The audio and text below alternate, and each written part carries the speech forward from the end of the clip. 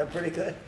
Mr. I don't know. Mr. President, why wait for Congress to release the Epstein files? Why not just do it now? You know, it's not the question that I mind, it's your attitude. I think you are a terrible reporter. It's the way you ask these questions. You start off with a man who's highly respected, asking him a horrible, insubordinate, and just a terrible question. And you could even ask that same exact question nicely. You're all psyched up. Somebody psychs you over at ABC. They're going to psych it. You're a terrible person and a terrible reporter. As far as the Epstein files is, I have nothing to do with Jeffrey Epstein. I threw him out of my club many years ago because I thought he was a sick pervert. And I guess I turned out to be right. But you know who does have? Bill Clinton, Larry Summers, who ran Harvard, was with him every single night, every single weekend. They lived together. They went to his island many times. I never did. Andrew Weissman, I hear. All these guys were friends of his. You don't even talk about those people. You just keep going on the Epstein files. And what the Epstein is a Democrat hoax to try and get me not to be able to talk about the $21 trillion that I talked about today. It's a hoax. Now, I just got a little report, and I put it in my pocket, of all the money that he's given to Democrats. He gave me none, zero, no money to me. But he gave money to Democrats. And people are wise to your hoax. And ABC's, your company, your crappy company, is one of the perpetrators. And I'll tell you something. So why not just sign it now? I think the license should be taken away from ABC because your news is so fake and it's so wrong. And we have a great commissioner, the chairman, who should look at that, because I think when you come in and when you're 97% negative to Trump and then Trump wins the election in a landslide, that means obviously your news is not credible and you're not credible as a reporter. So I've answered your question. You should go and look at the Democrats who received money from Epstein, who spent their time. Larry Summers was with him all the time. That creep of the fund guy was with him all the time. What's his name? Reid Hoffman. Who? Reid Hoffman. I don't know Reid Hoffman, but I know he spends a lot of money on the radical left. Reid Hoffman, in my opinion, should be under investigation. He's a sleazebag. And those are the people, but they don't get any press, they don't get any news, and you're not after the radical left because you're a radical left network.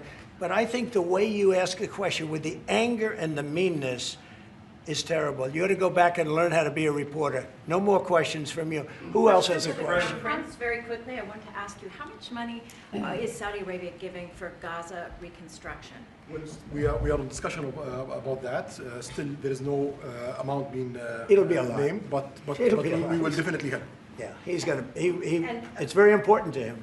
And a quick follow-up, the International Security Force, given your pledge there would be no U.S. boots on the ground, what is the U.S. role going to be in that? And how do you sort of ratify the allegations that this could undermine Palestinian sovereignty and even the path to statehood? Look, I think we're going to get along great with the Palestinians, and we know their leadership. We just had a very, you hate to say war, but it was a war. Very, very successful. And you could say, really, it was on behalf of everybody. We did that on behalf of everybody. And the outcome was extraordinary because we had the best pilots, the best equipment, the best planes, the best everything. And Israel bought the best equipment. They bought it from us. Everything's from us. It all starts here. This office, I was talking to the Crown Prince a little while. You walk into this office, for somebody from the outside, the Oval Office, it's the most powerful place in the world. You're standing right now in the most powerful place in the world. And no matter how big you are, these are the biggest people, the richest people. They walk into this office. It's special, isn't it? Look at him. He's so happy to be here. But you walk into this office. It's the Oval Office. And we've done a lot of good with this office. I've stopped actually 8 wars. I appreciated your question before. But I've actually stopped 8 wars. I have another one to go with Putin. I'm a little surprised at Putin. It's taken longer than I thought. But we stopped India and Pakistan. I could go through the list. You know the list better than I do. I'm very proud. And I stopped one that was almost ready to start again. You know, there was one that was ready to start. And they're doing very well. So and it all took place right here in the Oval Office, whether by telephone or whether by they came in. Many of these leaders have come in, and you know, they signed their peace deals right here in the Oval Office. So no matter if it's the biggest business people in the world or the greatest leaders in the world, the biggest leaders in the world, like the gentleman on my right, everybody walks into the Oval Office and they say, wow. And now, by the way, the Oval Office is in the kind of condition that it should be in.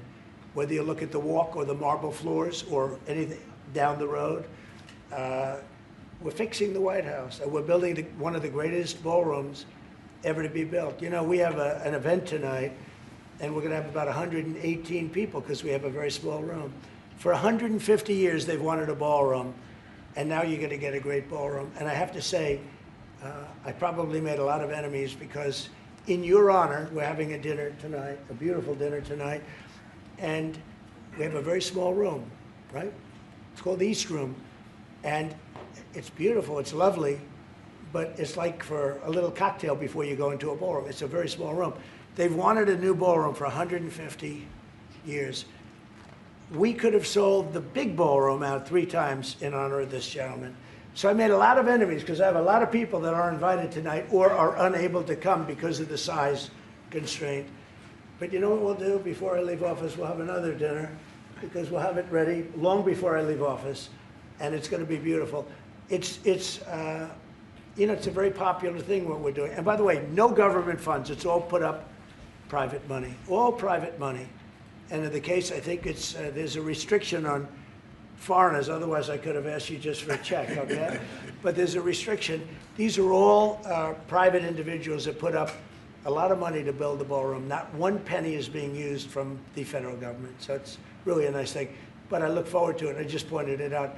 If this would be a perfect night to have that ballroom open, Susie.